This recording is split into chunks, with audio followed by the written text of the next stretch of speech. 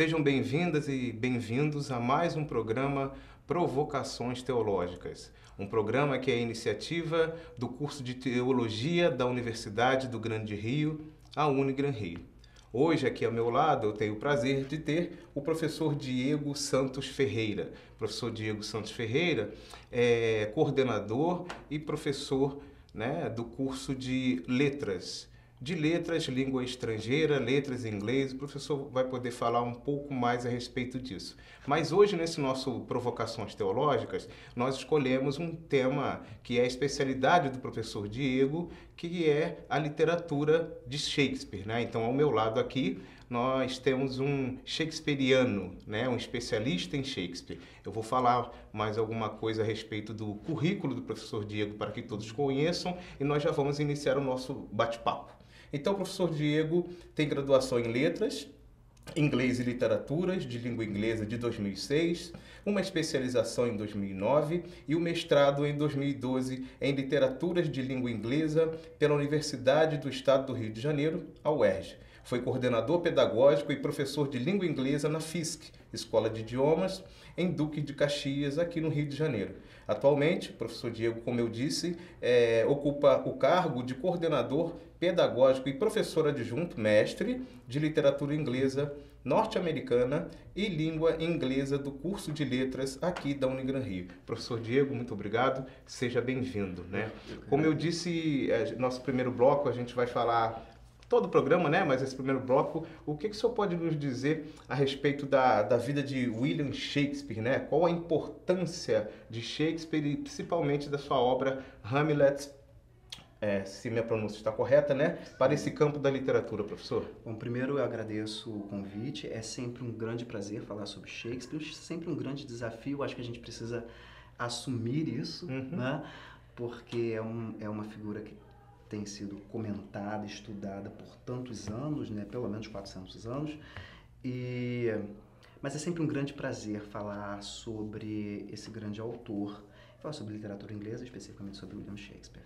Bom, a importância do Shakespeare, que se dá a importância do Shakespeare, é difícil responder essa pergunta. Acho que a gente começa a responder hoje e termina talvez na próxima semana. Mas Shakespeare está em um momento, a gente pode atribuir a importância dele ao momento de produção. Ele está em um momento onde os holofotes estão virados para aquela Inglaterra, estão virados para as artes. O Shakespeare é um autor elisabetano, é um autor renascentista, que está ali naquela renascença, na verdade, está assistindo a uma transição de Idade Média para início de uma renascença, que está assistindo a uma transição de dinastia, de Tudor para os Stuarts, A Rainha Elizabeth morre depois de governar a Inglaterra por 44 anos, e aí Jaime I, que era Jaime VI na Escócia, é chamado para ocupar o trono inglês, e ele também assiste a essa mudança. E está assistindo a uma mudança de século, do século XVI para o século XVII. Muitas mudanças ao mesmo tempo, um momento em que as artes estão sendo muito valorizadas, um momento em que o humano está sendo olhado especificamente, e como um grande autor muito sensível à sua época, consegue captar os sentimentos ali desenvolvidos, os sentimentos ali de toda uma... daqueles homens, daqueles humanos ali, daqueles ingleses, e consegue colocar isso, materializar isso nas suas obras. Nós temos, assim, do contexto social do próprio Shakespeare, ele vem de que tipo de família? De uma família tradicional inglesa? Ele era abastado? Tem alguma informação sobre a sua formação, professor? Shakespeare vem de uma família de classe média, morava em Stratford-upon-Avon, que é uma cidade distante de Londres, acredito que de trem 2 horas e meia. Me parece que quando Shakespeare saiu de Stratford-upon-Avon e foi para Londres para tentar a vida como ator, ele, a cavalo, levou 4 dias para poder chegar. Teve acesso à escola, vem de uma família de origem católica, teve acesso à escola, Teve acesso à Grammar School, que é a escola de gramática que muito comum na época elizabetana, onde o ensino era baseado em gramática, retórica. Retórica era algo ensinado nessas escolas, o que certamente permitiu que ele escrevesse textos para o teatro de forma incrível. Foi nessa escola que ele teve certamente acesso aos clássicos, autores como Ovídio, Sêneca, Plauto, Terêncio, grandes dramaturgos, né, das peças latinas, né, romanas, e tendo que ler esses textos em voz alta, né, decorá-los para aprender o latim mesmo. Acredito que foi aí que ele teve acesso a esses grandes autores. Então, assim, o contexto familiar dele era muito propício para a realização da carreira e da vida dele? O contexto familiar dele, eu diria que o contexto, aquele contexto histórico ali, nós estamos falando de um autor que, além de ter tido acesso a esses grandes clássicos, herdou também teve uma herança poética de grandes poetas ingleses, como o Geoffrey Chaucer. Podemos perceber isso nas suas poesias. Então, todo um cenário, o teatro se desenvolve nesse momento na Inglaterra, nessa renascença inglesa, é quando o teatro mais se desenvolve, muitas peças sendo produzidas, alguns autores passando pela universidade para produzir peças, para escrever para o teatro. Então, é um momento onde tem uma porta grande aberta para se desenvolver as artes. Entendi. Dentro desse nosso bate-papo hoje, a gente vai falar ainda mais um pouco sobre a obra de Hamlet, né? Para aqueles que não sabem, a especialização, o mestrado do nosso querido professor Diego foi, evidentemente, dentro de Shakespeare, mais especificamente na obra Hamlet. Hamlet foi talvez a obra ou a peça teatral de Shakespeare que mais teve adaptações nesse nível mundial, supera até mesmo Romeu e Julieta. Como que é isso, professor? Lúcio, a gente precisa fazer um levantamento específico para falar com muita certeza. Mas eu acredito que Hamlet não supere Romeu e Julieta em termos de adaptações ou empréstimos de elementos. Talvez Romeu e Julieta ainda seja a peça mais adaptada do Shakespeare. Por outro lado, quando nós falamos de Hamlet, nós estamos falando da peça, do texto mais citado do Shakespeare, pelo menos no mundo ocidental, só perdendo para a Bíblia. Nossa. De acordo com os estudiosos do Shakespeare Institute, a Bíblia é o primeiro livro mais citado, né, que tem passagens mais citadas. O segundo é Hamlet, com trechos como Ser ou Não Ser, Eis a Questão, e todo o monólogo lá, todo o solilóquio do Ser ou Não Ser.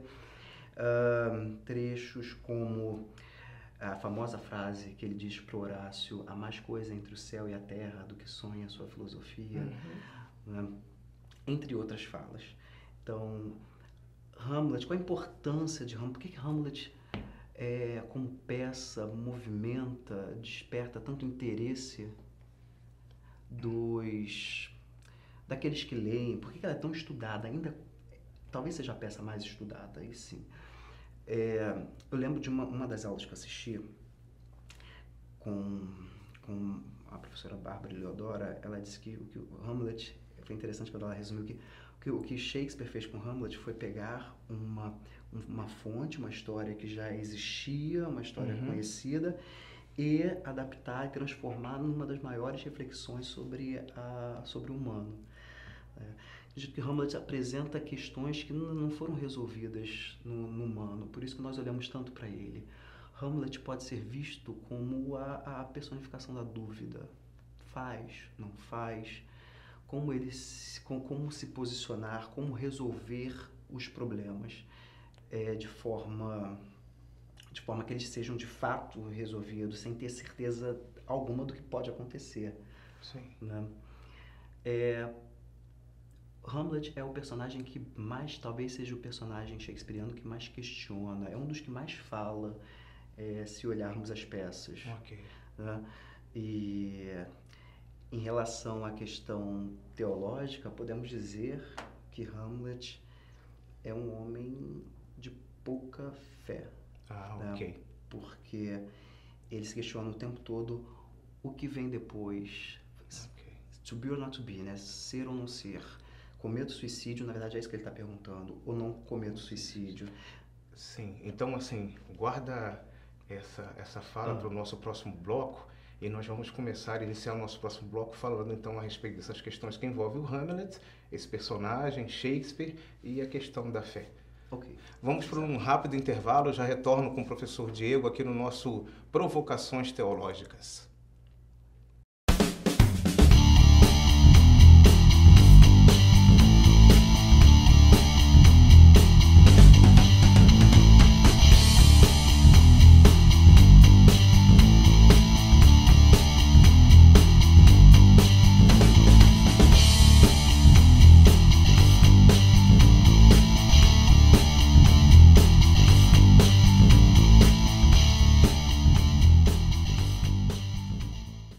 Estamos de volta com o nosso segundo bloco do programa Provocações Teológicas. Ao meu lado, o professor Diego, professor coordenador do curso de Letras da Universidade do Grande Rio, da Unigran Rio.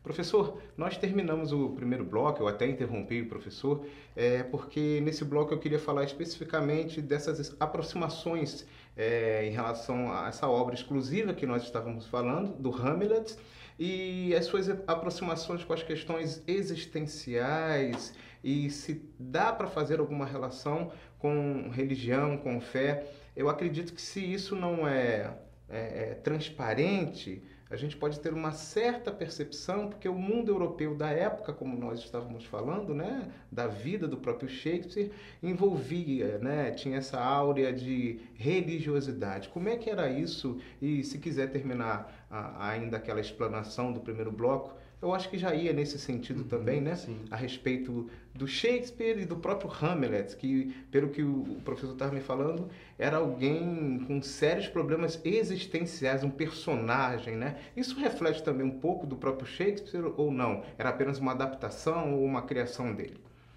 Bom, nós não temos como ter essa resposta se de fato o Hamlet refletia o Shakespeare, porque não foi deixado nada escrito dizendo que aquele personagem refletia o seu autor. Mas, quando a gente pensa em contexto relacionado à religião naquela época, naquela Inglaterra, é importante saber que durante o reinado da dinastia Tudor, a Inglaterra passou por diferentes religiões. Primeiro, católica, com o Henrique VIII, né, que rompe com a Igreja Católica quando a solicitação de divórcio dele com a Catarina de Aragão não foi aceita pelo Papa. Ok. E expulsa a Igreja Católica da Inglaterra e surge com a igreja anglicana, sendo ele o head da religião. Depois da sua morte, seu filho Eduardo VI, que continua com a igreja anglicana, assim como seu pai.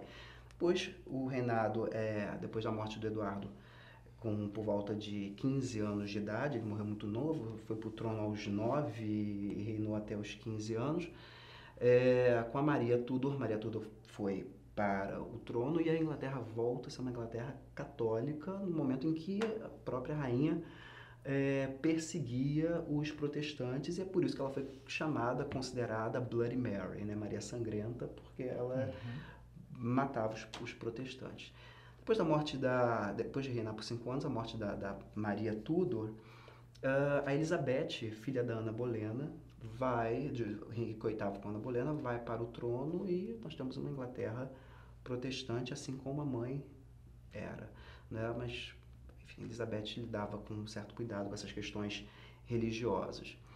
Então, assistindo a essa Inglaterra que o Shakespeare produz, e depois com a chegada do Jaime VI da Escócia, um rei católico, a Inglaterra passa a ter a Igreja Católica novamente ganhando destaque, né? Quando eu digo que o Hamlet é um homem sem fé, porque ele não expressa crença em um divino. As perguntas que ele faz ao longo do ser ou não ser eis a questão, Sim. na verdade ele se pergunta o que ele deve fazer, cometer suicídio ou não cometer suicídio. Ele descobre que o pai foi assassinado pelo próprio tio, se casou com a mãe em pouco tempo, acredito que por volta de 3 meses, e então ele depois tem um contato com o espírito, com o fantasma do pai, que aparece e diz, olha, eu fui assassinado, o meu assassino é o seu tio, Cláudio, e você deve me vingar.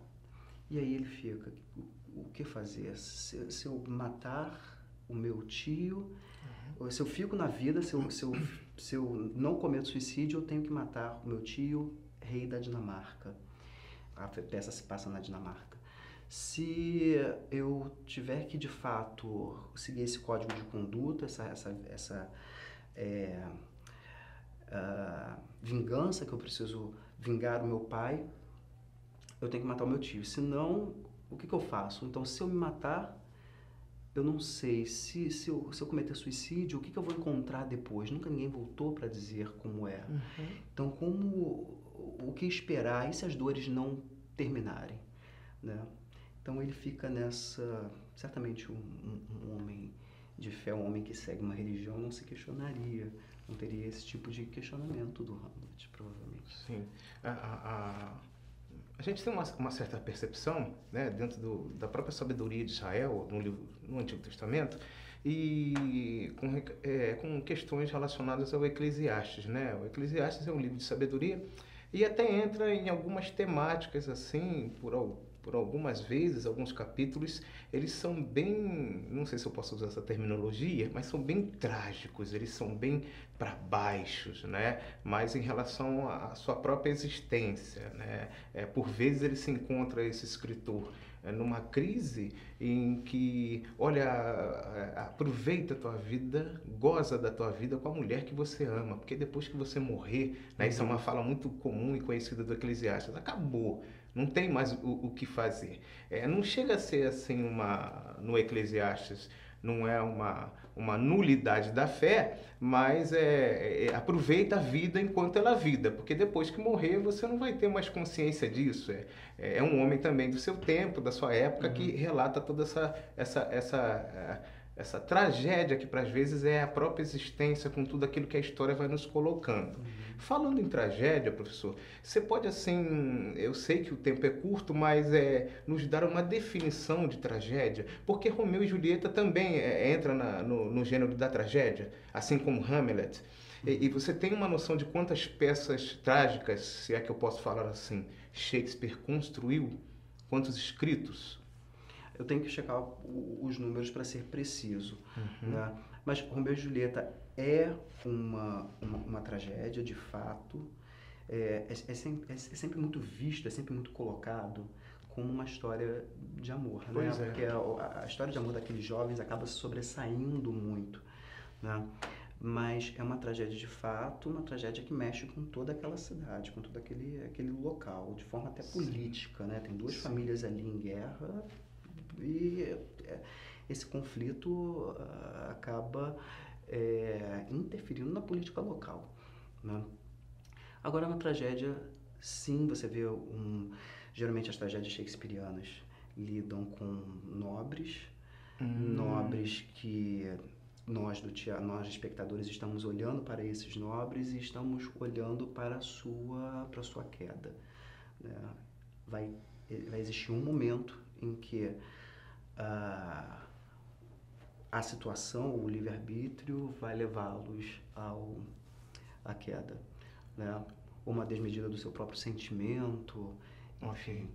Né? Como, por exemplo, o Hamlet morre no final, né? A gente espera que a tragédia acabe com morte. Né? O Macbeth, que é tomado pela ambição, pela vontade de ser rei, obviamente guiado despertada também pela sua esposa, Lady Macbeth, e que vai levá-lo à sua queda, né? Dentro da literatura alemã, né, o tão conhecido escritor, o Goethe, né? Uhum. Tem lá os sofrimentos do jovem Werther, né? E tem um suicídio, porque ele está apaixonado por uma mulher que é casada, né? O personagem do livro, e acaba cometendo suicídio, né? E na época, historicamente, isso causou uma tragédia na sociedade alemã. Muitos jovens assimilaram sua própria vida com a desse jovem Werther, né? Que sofreu e cometeu suicídio e acabaram cometendo esse próprio ato, né? A influência de Shakespeare na Inglaterra não chega a tanto, né, dentro dessas tragédias. O Romeu e Julieta, eu sei que o nosso assunto é Hamlet, mas o Romeu e Julieta envolve essa questão que tem a paixão, esse romance que termina de forma trágica. Tem alguma coisa também a ver com o contexto nesse sentido, tanto nessa tragédia de Hamlet como de Shakespeare, Diego? Quando a gente fala sobre Shakespeare, é importante dizer que, e sobre suas tragédias que são tão lidas hoje, é importante dizer que na sua época ele era conhecido pelos seus poemas, pelos seus sonetos e conhecido pelas comédias. As comédias eram muito mais encenadas do que as tragédias, um gênero muito mais popular, né? E difícil de ser estudado, né? Porque uma comédia contém dados culturais, né? As situações cômicas ali lidam com dados culturais que Muito, são muito distantes de nós, contextuais, né? contextuais. Então é uma comédia para a época, Que é né? pra Para época. aquele momento. A tragédia também pode ser vista dessa maneira, ou a tragédia ela é um gênero que permanece, né? É uma tragédia shakespeariana, pode ser observada com outro autor que trata desse mesmo gênero, ou vai ter alguma diferença, porque são séculos de distância, né, Diego? Sim, o Shakespeare, quando falamos de tragédia, já existiam as tragédias gregas. O Shakespeare quebra com algumas normas, com normas estabelecidas pela tragédia grega, estabelecidas até mesmo por Aristóteles na sua poética, né? Por exemplo, a tragédia do Shakespeare não vai acontecer em um lugar apenas, não vai acontecer em apenas um dia, não vai acontecer. Então, ele quebra com alguns conceitos clássicos esperados por uma tragédia. Agora, se influenciava as pessoas na época, acho que você chegou a mencionar, não foi essa questão? Sim. Se influenciava as pessoas na época, talvez a influência fosse mais exercida pelas comédias, considerando que era um gênero muito mais popular e eram muito mais encenadas, né? Então, por exemplo, temos a Noite de Reis, né, que em inglês é Twelfth Night, é a 12ª noite, que fala sobre as 12 noites pós-Natal, encerrando o ciclo das festividades natalinas. E naquele momento se entendia, né, era a ordem nessa 12ª noite, acreditava naquela Inglaterra elisabetana, era se divertir, né, para fechar o ciclo natalino. Então, o Shakespeare tem uma comédia sobre isso, sobre um momento que era vivido por aqueles elisabetanos. Você disse para mim que a Shakespeare tratava muito a tragédia em relação à nobreza, né? Uma classe social mais alta. A comédia também era a mesma coisa? Não. Ela é bem popular. Ela é popular. E as peças acabavam indo para o próprio público, na praça, no dia a dia. Sim, o foco da tragédia são os nobres. O foco da comédia é a vida coletiva. A massa, né? a população. A população. Né? Você não vai ver monarcas, dificilmente você vai ver monarcas envolvidos em uma comédia. Naquele tempo ficou uma coisa muito particular para o povo. Agora, de acordo com a escrita, com a questão da literatura da época, não era uma comédia escrachada, ou era, Diego? Não, ou ela mantinha aquele estilo clássico do mesmo Shakespeare. Shakespeare que escreve uma tragédia, ele também mantém o seu mesmo estilo ao escrever uma comédia. Ele mantém o seu estilo ao escrever uma comédia. Agora, quando a gente pensa nas comédias do Shakespeare, aliás, quando a gente pensa no teatro como um todo, eu até imaginei que você fosse, de repente, ir para esse lado, hoje o Shakespeare ele é considerado alta cultura, né? Quando você fala em Shakespeare, está se falando em estudar uma literatura como vou dizer, considerada refinada, né? Sofisticada, etc. É importante dizer que o teatro, naquele momento, era um meio de entretenimento, as peças eram um meio de entretenimento do povo, de acesso ao povo, né? Então, existiam teatros públicos, teatros privados, os públicos ficavam do lado de fora geralmente ficavam do lado de fora dos muros da cidade, né? Junto com taverna, bordel, etc. Mas era de acesso, as pessoas podiam ir ao teatro e assistir. Shakespeare naquele momento não era uma cultura popular, não era considerado uma alta cultura. Ele vai se transformando ao longo dos séculos, né? Principalmente na Restauração, ele é resgatado como uma grande cultura. Então, alguém de classe média que escreveu tragédias dentro desse contexto da nobreza, mas que sabia se relacionar com a outra camada social mais necessitada e que, nesse sentido, deve ter dado muita esperança e muita alegria nesse contexto turbulento que a gente falou a respeito do reinado, né? Sim, certamente. Inclusive, se pensarmos quem eram os atores elisabetanos, né? Quem eram os atores daquela época? Né? Não é o que consideramos hoje atores globais, né? Que tem considerado um prestígio, etc. Nós estamos falando de pessoas que viviam, muitas delas até fora dos limites da cidade, né? Considerados até como não pertencentes daquela sociedade, né? O teatro ganha um lugar marginalizado. Ele está em um lugar marginalizado quando a gente pensa que tudo que está fora da sociedade daquela Londres está fora daqueles limites da cidade. Mas o teatro pode entrar na cidade para performar, né? E aí performa para todos. Beleza. Esse é o nosso programa Provocações Teológicas. Vamos a mais um intervalo e eu volto junto com o professor Diego para o nosso último bloco.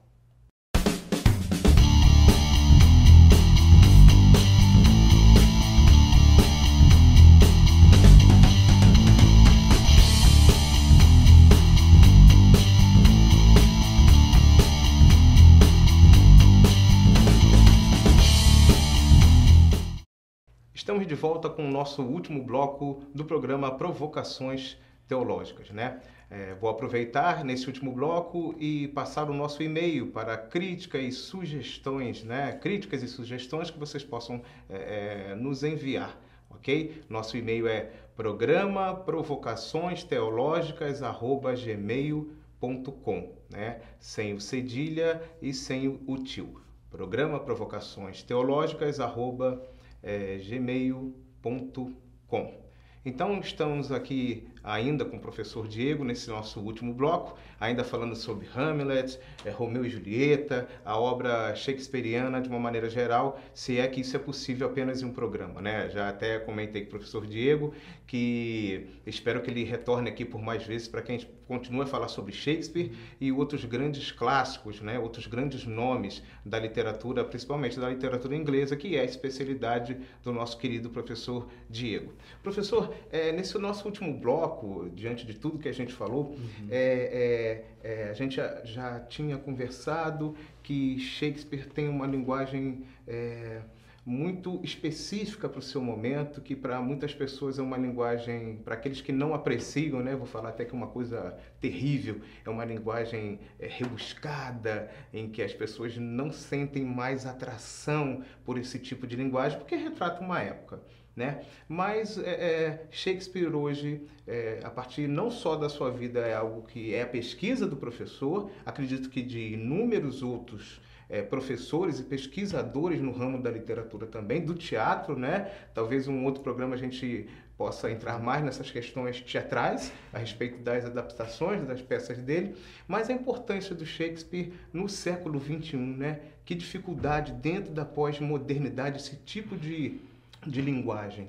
Como é que o professor vê e como que a gente pode incentivar até essa geração e as próximas ainda a lerem Shakespeare, principalmente no contexto brasileiro? Por que ler Shakespeare? Né? Essa também é uma resposta que acho que a gente nunca termina de responder, né? A gente só começa. E com esse começo a gente começa a refletir, né? Por que ler Shakespeare hoje, no século XXI? É uma pergunta que eu faço para os meus alunos e eu gosto de ouvi-los refletir sobre isso. Acho que é clichê falar que Shakespeare coloca o humano no teatro, mas no palco, mas de fato é isso. Não podemos esquecer do momento em que ele surge, o momento em que o humano está sendo o foco principal, né? E o humano e sua complexidade, o humano e seus medos, suas dúvidas, seus sentimentos. E quando ele coloca esses personagens no palco, ele provavelmente está pedindo que todos nós olhamos para lá e se questione. Olha o que acontece com Macbeth, olha o que acontece com Hamlet, olha o que acontece com King Lear. São humanos, são sentimentos, perdão, não são humanos, são personagens, mas são a construção a personificação de sentimentos humanos. É possível, então, ler essas tragédias e as comédias e praticamente se identificar em algum desses personagens ou se sentir até com um momento paralelo ao que esse personagem está passando dentro da peça. Definitivamente, definitivamente. É muito possível ler essas peças, e eu acho que esse é um dos motivos, não o único, mas um dos motivos pelo qual ainda lemos Shakespeare, e cada vez mais, olharmos para esses personagens e nos identificarmos com eles. E isso é um toque psicológico também, né, Diego? Porque talvez a pessoa, ao ler Shakespeare, ela possa até mesmo, nesse sentido então da psique, se encontrar, né, possa ter algum tipo de resultado, de encarar a vida, já que a gente fala sempre de contexto cultural, de uma forma diferente, né? Sim, se encontrar, se questionar. Hamlet, por exemplo, tem uma corrente da psicologia que leu Hamlet, o próprio Freud leu Hamlet, né? E traçou conceitos a partir daí, como o complexo de Hamlet, o complexo de Ofélia. Então, Shakespeare nos coloca de frente com possibilidades. Eu acho que é isso. Ele nos coloca de frente com possibilidades e pede que a gente preste atenção para aqueles personagens. E o interessante é assim, não é porque Hamlet está assim sendo produzido, realizado num contexto da nobreza, que ele não serve. Então são obras que a gente chama então de atemporais, né? Elas ultrapassam os séculos, os períodos de tempo. Sim. E mesmo que eu não seja da nobreza, eu posso me identificar perfeitamente com Hamlet. Sim, perfeitamente.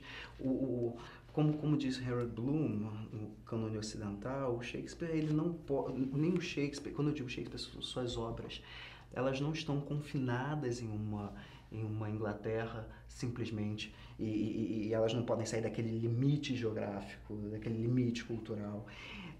Elas não estão confinadas a um século XVI e XVII, a uma renascença inglesa. São obras atemporais que ultrapassam isso tudo, que vagam isso tudo e conseguem nos atingir hoje, né? E causar reflexões. Talvez tenha faltado esse momento para a gente falar um pouco, Diego. E a vida pessoal do Shakespeare? Casou? Teve filhos? A tragédia fez parte da vida dele ou não? Ou ele era alguém que tinha essa capacidade enorme de captar a tragédia e a comédia do próprio contexto? A gente tem informação assim sobre esse Shakespeare, sobre sua história? Temos poucas informações sobre o Shakespeare pessoa. E isso é interessante porque sabemos muito sobre Shakespeare, sabemos muito pouco sobre Shakespeare. Sabemos muito sobre o autor e suas produções, porque temos essas produções todas aí disponíveis. Você me dizer que ele mesmo era ator também, né? Ele era ator também. Mas sabemos muito pouco do homem William Shakespeare, né? Da pessoa William Shakespeare, porque esses documentos foram perdidos, pegaram fogo no cartório local. Então, o que sabemos do homem Shakespeare? Pouco. Sabemos que foi casado com uma mulher chamada Anne Hathaway, teve 3 filhos, entre 2 meninas e um menino, chamado Hamnet, e aí a semelhança com o nome Hamlet, né? E foi para a Inglaterra, foi para Londres, saiu de Stratford-upon-Avon na Inglaterra e foi para Londres. E Londres se estabeleceu como ator, tendo uma companhia depois teatral, Lord Chamberlain, e depois The King's Men, Os Homens do Rei, que passou a ser a companhia real do Jaime I. Ele é um típico homem da literatura, histórico, importantíssimo, clássico, mas que foi reconhecido bem após a sua morte ou não? Ele já goza desse prestígio em vida, Diego? Shakespeare fez sucesso no seu tempo. Olha Tanto só. fez sucesso que recebeu do próprio rei, Jaime I, o brasão de companhia real. Então, ele era a companhia que performava para a corte, né? E esse prestígio foi aumentando e crescendo mesmo após a sua morte. E essa linguagem que a gente fala, né, a forma de escrever tão rebuscada, era comum para a época, não é isso, Diego? Assim, os grandes escritores da época, os escritores ingleses, tinham essa maneira de escrever, era algo cultural. Acho que foi, na verdade, é rebuscada hoje, quando a gente olha para aquela época. Muito bom. Né? Então, na tragédia, como lida com nobres, quando eu digo nobres, eu estou querendo dizer, na verdade, membros da monarquia, né? Sim. Nobres, membros da monarquia. Essa linguagem ela é aparentemente mais rebuscada. Quando você vai para comédia, você tem uma linguagem que talvez seria mais característica do coletivo, né? Mas, porque, obviamente, na tragédia, no palco, né, uma peça no palco, aqueles personagens teriam que falar como, aqueles atores tinham que falar como os nobres para poder encenar. E mesmo a tragédia retratando a nobreza, né, e a comédia mais popular, então assim, a gente tem uma ideia de um Shakespeare para todos, para todas as camadas sociais, né? Um Shakespeare acessível, era isso que a gente tinha? Sim, um Shakespeare para todas as camadas populares, aquelas pessoas que iam para o teatro para ouvir o texto, né? Ouvir o texto escrito em verso, mas com momentos em prosa também, que era um dos principais entretenimentos da época, né? Uma peça, não sei se você sabe, Lúcio, mas uma peça levava 5 horas para ser encenada. Hamlet levava 5 horas para ser encenada. Nossa. Então, hoje nós não conseguimos ficar 2 horas e meia, 2 horas no cinema, né? Naquela época as pessoas iam para ouvir, assistir, óbvio, mas principalmente ouvir esse texto. Ok. Infelizmente, estamos chegando ao final de mais um Provocações Teológicas. Quero agradecer ao professor Diego e eu prometo a vocês que nós teremos outros programas, né, outras provocações em que o professor Diego será aqui o nosso convidado para falarmos principalmente sobre literatura inglesa, né? Então, escreva-nos, mande a sua sugestão, a sua crítica e nos vemos no próximo programa. Um abraço a todos e todas.